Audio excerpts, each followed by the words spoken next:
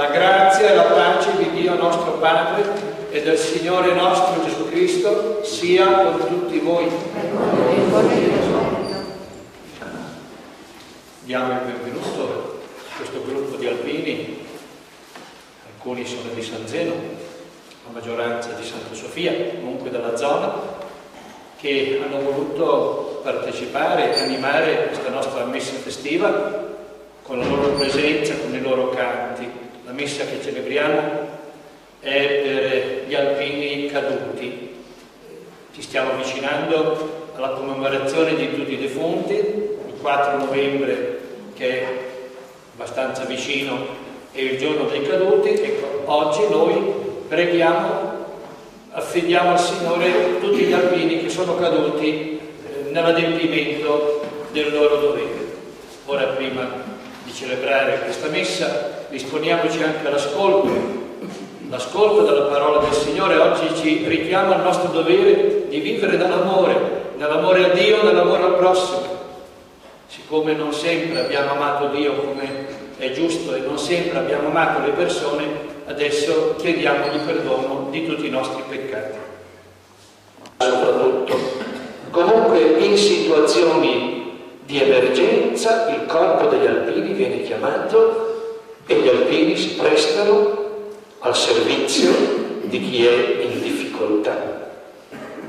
E questo è facile per me abbinarlo al comandamento dell'amore verso il prossimo.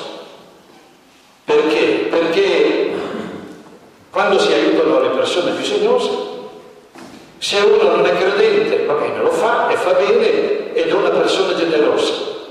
Se uno è credente e segue le indicazioni del Vangelo, sa che in quella persona che aiuta è presente Cristo stesso.